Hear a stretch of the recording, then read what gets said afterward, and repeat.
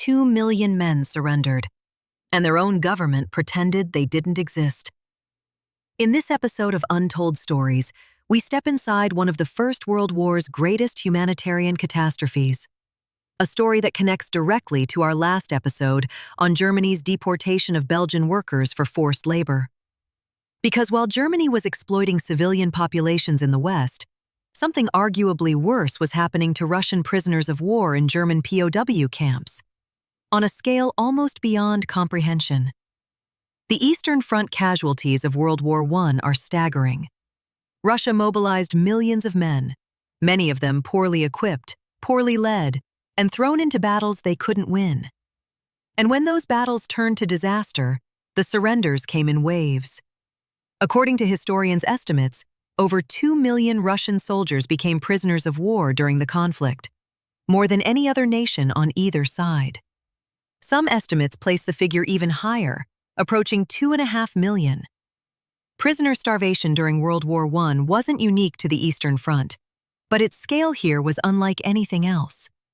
So what happened to them? Where did 2 million men go? They went into a system that was never built to hold them.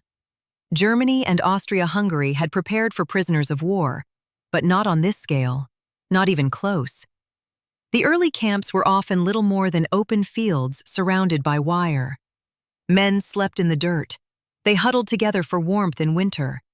And the food, according to multiple accounts from neutral observers, was desperately insufficient. Now here's what makes this story different from other POW catastrophes of the war.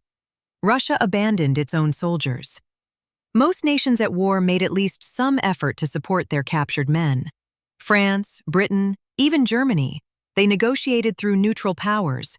They sent food parcels. They arranged inspections. The Tsarist government did almost none of this for Russian prisoners.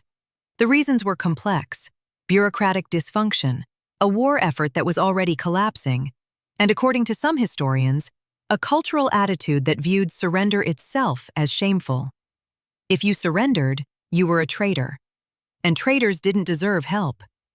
Think about that for a moment. Millions of men, many of whom had been overwhelmed by superior firepower, encircled or ordered to fight without ammunition, and their own government essentially wrote them off. No food parcels, no diplomatic pressure for better conditions, no letters from home, because the postal system for prisoners was barely functional. And without that support, men died. Disease was the primary killer.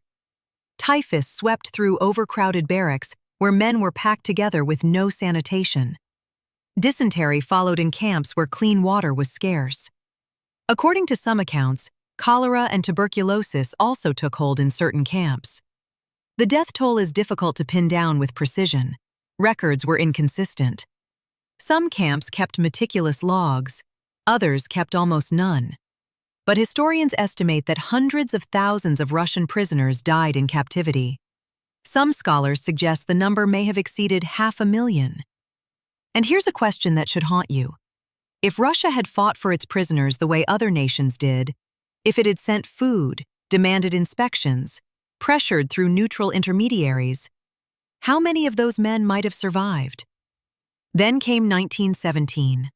The Tsar abdicated, the provisional government stumbled, and then the Bolsheviks seized power.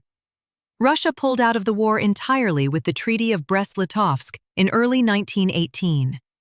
You might think this would mean the prisoners came home. Many didn't, not for a long time. The chaos of revolution and civil war meant there was no functioning government to negotiate repatriation. Some prisoners remained in camps well into 1919. According to historians, some weren't repatriated until the early 1920s, years after the armistice. They had been captured by one country, abandoned by another, and forgotten by history. And those who did eventually return? According to multiple accounts, they found no parades waiting, no pensions. The new Soviet state had little interest in celebrating men who had served the Tsar's army. Many were viewed with suspicion, the same toxic logic that had doomed them in the first place. Surrender meant weakness. Weakness meant disloyalty. These men had survived years of captivity, starvation, and disease. only to come home to a country that didn't want to acknowledge they existed. Today, there is remarkably little public memory of this catastrophe. No widely known memorial marks the suffering of over 2 million Russian prisoners of war during the First World War. Their story sits in the shadow of later horrors: the Russian Civil War, the famines, the Second World War, each new tragedy burying the one before it. But the numbers don't lie. Hundreds of thousands of men, fathers, sons, brothers, died not because an enemy was uniquely cruel, though conditions were brutal. They died because their own government decided they weren't worth saving. That is the story of Russia's abandoned soldiers, and it remains one of the First World War's most devastating and least remembered tragedies. Next time, we tell the story of Billy Mitchell, widely regarded as one of America's most important combat pilots, a man who warned that enemy aircraft could one day strike American naval bases, decades before it happened. According to the historical record, his reward was a court-martial. Subscribe. We uncover a forgotten story from World War I multiple times a week,